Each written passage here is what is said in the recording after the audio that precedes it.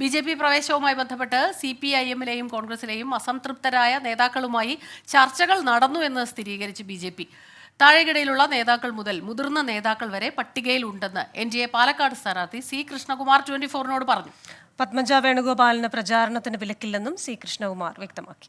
കോൺഗ്രസ് നേതാക്കന്മാർ മാത്രമല്ല, CPM-ലും അതുപോലെ തന്നെ മറ്റു രാഷ്ട്രീയ പാർട്ടികളിലൊക്കെ ഉള്ള അതൃപ്തരായിട്ടുള്ള ആളുകൾ ആ പ്രസ്ഥാനങ്ങളിൽ ആശ ഇല്ലാതെ ഇനി ആ പ്രസ്ഥാനങ്ങൾക്ക് ഭാവിയില്ല എന്ന് മനസ്സിലാക്കിയ ആളുകൾ നിരവധിയുണ്ട്.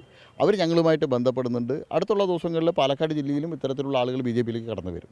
മുൻ MLA-മാരുണ്ട്, മുൻ MP-മാരുണ്ട്, അങ്ങനെ പല തരത്തിലുള്ള ആളുകളുണ്ട്. മുൻ പഞ്ചായത്ത് മെമ്പർമാർ തൊട്ട് ഏറ്റവും താഴെത്തട്ട് തൊട്ട് ഏറ്റവും മുകൾ തട്ടിലുള്ള ആളുകൾ വരെ BJPയിലേക്ക് കടന്നു വരാൻ തയ്യാറായി നിൽക്കുന്നു. 20 ലോക്സഭാ മണ്ഡലങ്ങളിലും പ്രചരണത്തിലും ആർക്കും ഒരു ഭ്രഷ്ടവുമില്ല, ഒരു വിധത്തിലുള്ള തടസ്സങ്ങളുമില്ല. ഇനി അനിൽ K. ആൻ്റണി അടക്കമുള്ള ആളുകൾ പാലക്കാട്, പത്മജ അടക്കമുള്ള ആളുകൾ പാലക്കാട് പ്രചരണത്തിൽ വരണമെന്ന് ഞങ്ങൾ ആഗ്രഹിക്കുന്നു. കാരണം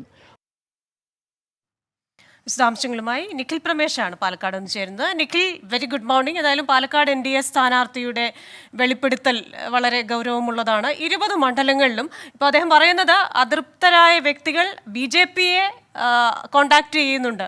കാരണം ഞങ്ങൾ ഇവിടെ അസംതൃപ്തരാണ്, യാതൊരു ആശയ്ക്കും വകയില്ല, അതുകൊണ്ട് തന്നെ BJPയിലേക്ക് ഒരിടമുണ്ടോ എന്ന് അന്വേഷിക്കുന്ന തലത്തിലേക്ക് മറ്റു പാർട്ടികളിലെ നേതാക്കന്മാരടക്കം മാറി എന്നല്ലേ അദ്ദേഹം പറയുന്നത്? Krishna, Smitha, good morning.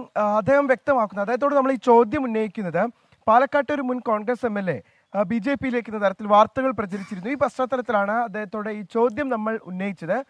അപ്പോഴാണ് അദ്ദേഹം ഈ വെളിപ്പെടുത്തൽ നടത്തിയത്. ജില്ലയിലെ തന്നെ പല CPIM, കോൺഗ്രസ് MLA-മാരുമായും MP-മാരുമായും ഞങ്ങൾ കൂടിക്കാഴ്ച നടത്തിയിട്ടുണ്ട്.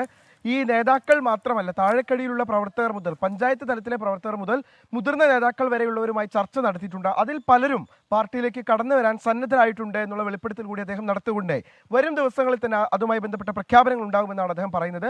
പാർട്ടിയിലേക്ക് പുതുതായി കടന്നു വരുന്ന മറ്റ് രാഷ്ട്രീയ ചേരികളിൽ നിന്നുള്ള ആളുകൾക്ക് മുന്തിയ പരിഗണനയാണ് BJP നൽകുന്നത്. നമുക്കറിയാം അത്.